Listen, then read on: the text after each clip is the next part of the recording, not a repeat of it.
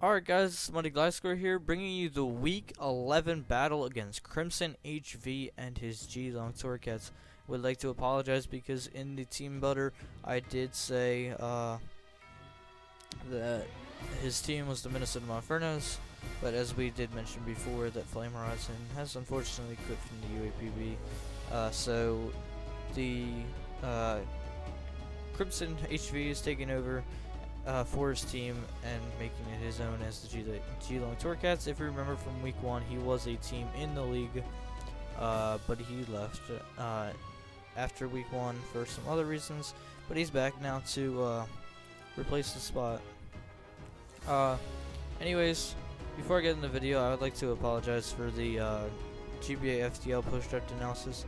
I recorded the team builder for this league before I did the other one, and in between the team builder, so I recorded the team builder, recorded the GBA FDL, and then this video, and in between then my mic was being all weird and it just got extremely quiet on OBS. I have it right now bumped up to 500%, so hopefully I sound a lot better and a lot louder, because after watching it back, I realized I could not hear myself, but I wanted to get it up before the weekend because there's a lot of battles that we need to get done. I need to get 4 battles done in 3 weeks. And then, I mean, I don't have to post them to YouTube, but I will be doing all of them in one video, going over every replay. So it should be a solid, I want to say at least 40 minutes. I don't want to go too in depth on the battle, just because, you know, it's gonna be 4 battles, and I want to go over my team in each of the battles, and I don't want to make like an hour and 30 minutes of just battle in one video. So I will try to make it a lot shorter. Anyways, enough of all my rambling about other things. We do see that he brought Infernate, Salamence, and Tangrowth, 3 mons that we were pretty sure he was gonna bring. Infernate because it outspeeds our base 100 mons. Salamence because it's just one of those mons that, because this is Z Crystal and has a lot of things that can abuse with it, and the Dragon Dance, Moxie, all that other kind of stuff, that he's most definitely going to bring it. Tangrowth eats hits from pretty much a lot of things on our team outside of our fire types and ice type, which is why we brought them specifically. He brought Cloister over Claydol.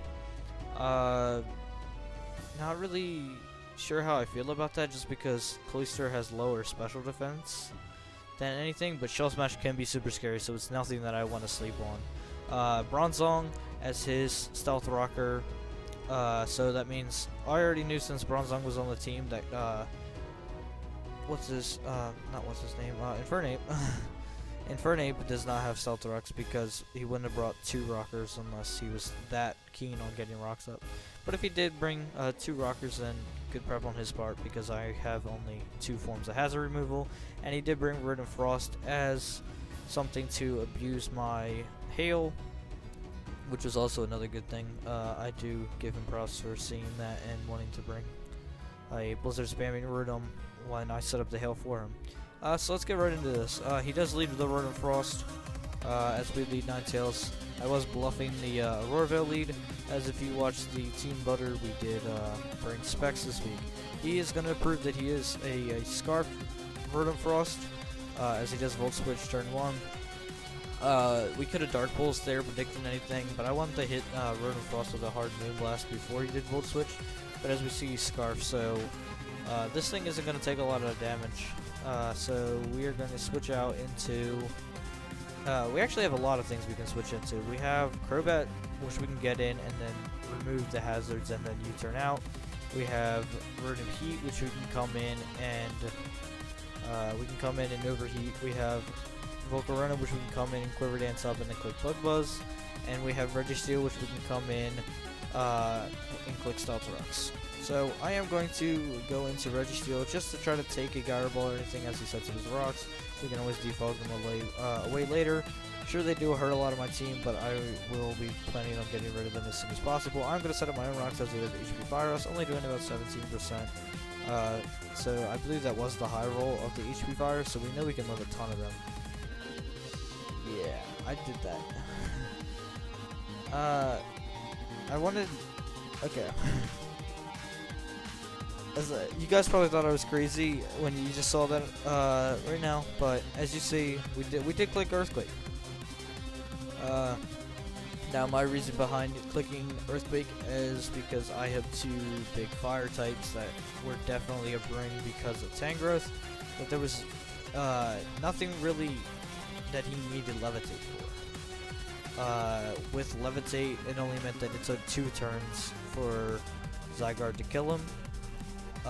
But yeah, so we ended up making the play, right, and going for the Earthquake there.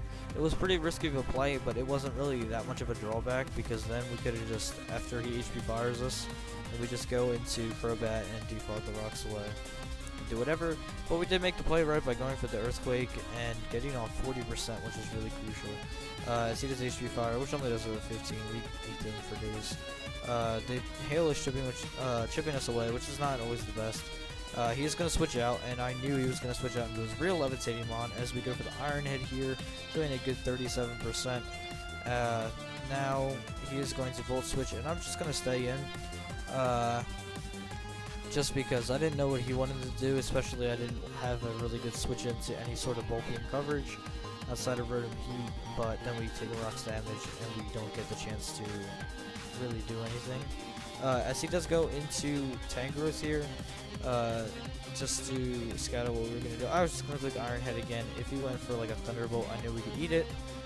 We do go into Rotom Heat as he unfortunately knocks us off here, making us lose our Choice Scarf, not being able to hit Salamence with that HP Ice. We are going to Volt Switch out here. I could have overheated, but I wasn't sure if he actually wanted to stay in. I'm going to go out into Crobat as he does decide to show that he is a Rock Slide variant, which is obvious that he was when I evoke Corona. We are going to Roost up here as he does get in his Stealth Rocker to set up the Stealth Rocks as we defog them away. It doesn't make a lot of sense, and it was a really good play on his part. We do defog because I don't like those rocks at all. He Gyro Balls and does like good 57%. That actually does a lot of damage. I was kind of praying he was just Gyro Ball, because if he was Zen Headbutt and was like max attack or something, he did KO us there. So it was a good thing that he only had Gyro Ball. We are going to use her now here and go into Registeel as he does set up the Stealth Rocks. Kind of unfortunate, but we can live another Stealth Rocks re-entry. He is going to go right back into Rotom Frost as we do predict that and go for the Iron Head. It's not down at 3%, and we luckily live at 2% and we get up our rocks, so this Rotom Frost cannot come back in. He is going to Thunderbolt again, as we do know he's Scarfed. And we do go into Zygarde to click 1,000 arrows on anything we please, except I forgot there's this big bulky ball of noodles called Tangrowth, and that is probably the worst misplay I've made in my life. I should have went out into anything else. I could have made any double, and it covered the switch. Crobat covered the switch because I could Roost up and ignore Rock Slides. Volcarona killed it with Bug Buzz. Rotom Heat killed it with Overheat, and I could fire off a strong Blizzard or anything. So that was an absolute horrible play. I should have doubled out into any of my other mons, and I shouldn't have clicked 1,000 arrows there. Just wanted to make it apparent that that was a horrible play. We're going to go into Rotom Heat to attempt to sack it as he does go for another knockoff, in which we do live. And I do not click Overheat because I was afraid he was going to switch out into like Bronzong, and then he gets closer in for free. So we do Signal Beam. It does confuse him, but I don't think it matters at all. He does a Rock Slide and get rid of our Rotom Heat. Super unfortunate. As he does get rid of our Rotom Heat, we are going to Roost up because we know Rock Slide will not be super effective anymore because we are grounded.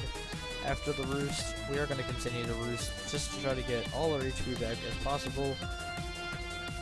So yeah, we are going to continue to do that, and I believe we do get up to full here.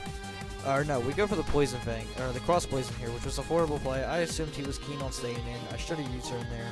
It was a horrible play to click Cross Poison, especially when U-turn still hurt Tangrowth with super effective damage. I'm just making all the wrong plays here, and it's really hurting. Now here's where things get a little scary. He has this thing in. He already does rocks up, so he's not going to go for rocks. I believe I am at... can I check here? Yeah, I was at 57, which we have seen before. That is a possible damage percent. Don't know if it's high roll, don't know if it's low roll, but it is a possible percent he can do a gyro ball, and I don't have a single switch into gyro ball. There's not a single mon on my team that wants to take a gyro ball except Volcarona. So I'm like, okay, I see gyro ball only does 20%, let's go into it. Oh wait, he has Roxa. This thing goes down to 19%. We apparently got the damage calc wrong, and he actually does 31. So yeah, we now have a 19 HP Volcarona, and he still has every mon on this team. We have an extremely crippled Crobat, Ninetales that can't come in and take rocks damage and do anything effective, and a Zygarde that doesn't have any free reign to click 1,000 arrows because Tangrowth is still healthy.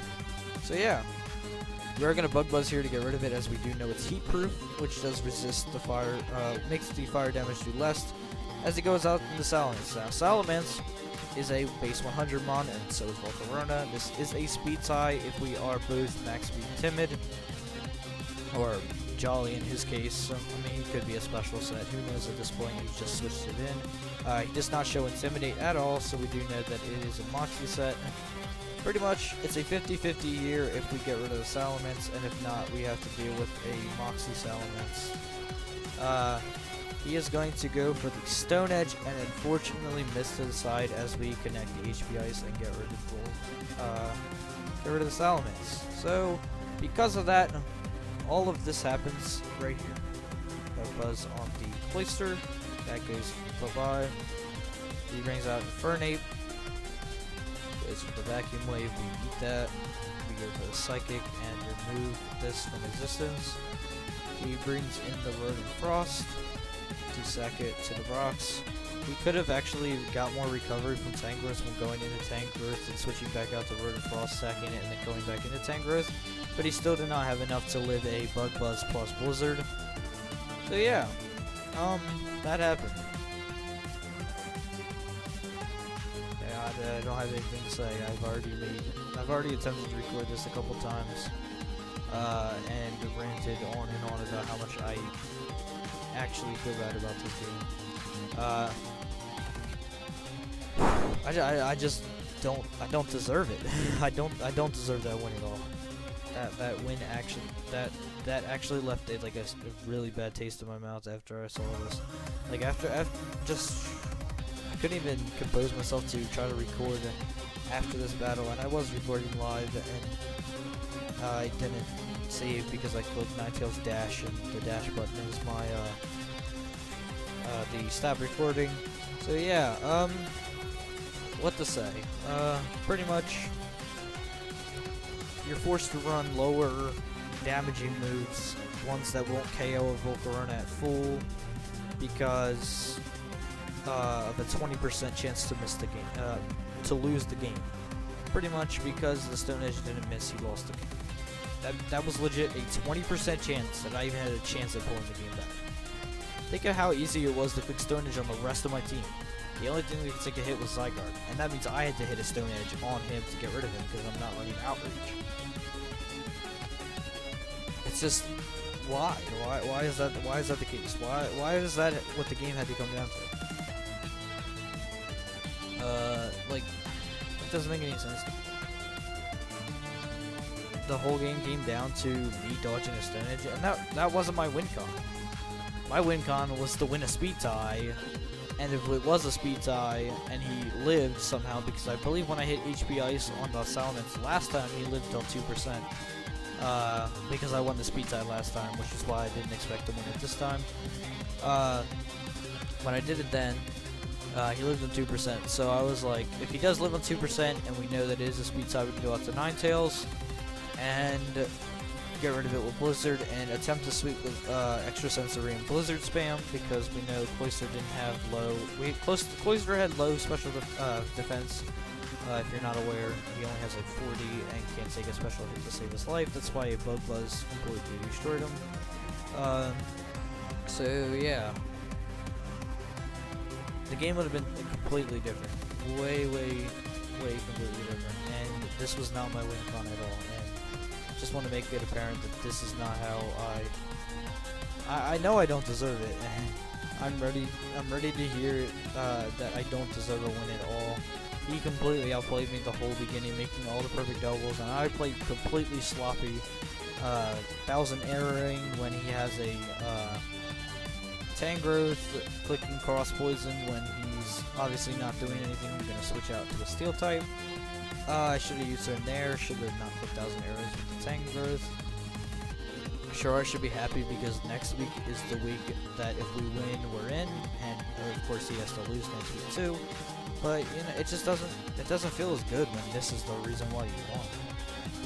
When the reason you won was because of a 20% chance that he misses a move, then that's the reason why you won. If it was the latter, I would be okay with it. I'd be like, okay, yeah, you got hacks and I won. But when it's a league that you're putting skill into prepping your mons to beat the other mons, and you're putting skill to make the plays to keep the mons alive that you need. Like, he was keeping his Tangrowth there to eat hits from 1000 arrows, and it was his prime purpose. He also had the Rodent Frost to get Volt Switches off faster, and he kept it alive for a sec. And to see the whole game come down to a 20% miss is just completely crazy. Like, I don't know. He told me not to worry about it. He was like, it's just Pokemon, and I understand it from that point of view. Like, when you look at it, you're like, yeah, it's Pokemon. The reason why crits are in the game, the reason why missing moves are in the game is all about balance. If a Pokemon could spam Cosmic Power and you couldn't crit it, then what are you supposed to do? I mean, you have to hit a crit in certain situations, and that's why it's in the game, because if not, Cosmic Power spam would be all over the place. And missing moves is obviously there to, like, sacrifice, you know, like Focus Blast and Aura Sphere. Do you want to do less damage and always hit, or do you want to do more damage and have a 30% chance to miss? And I've been getting way too lucky anymore. That game against Ultra Player, he missed almost every move he went for. He missed a Leech Seed, he missed the Focus Blast almost 100 times on my Registeel. The thing should have been dead like turn 3, but I don't even know if it was turn 3. But it should have been done then, but he missed every Focus Blast. I believe you. Oh no, I missed a Will-O-Wisp, but you know, it didn't really matter too much. But like the last couple of games, I feel like I won those games. I put myself in a position to win them. This one, I played extremely sloppy and win because of this. I did watch this whole video. I do appreciate it. It means a lot to me knowing that people are actually listening to things that I'm trying to say. But if not, no hard feelings. I understand it's not always the best thing to watch a vocal run flap its technically wings, I guess, and listen to a guy talk. But anyways, that's all from me. I am the Mighty Gliscor, the coach of York Gliscors, and I will catch you guys later.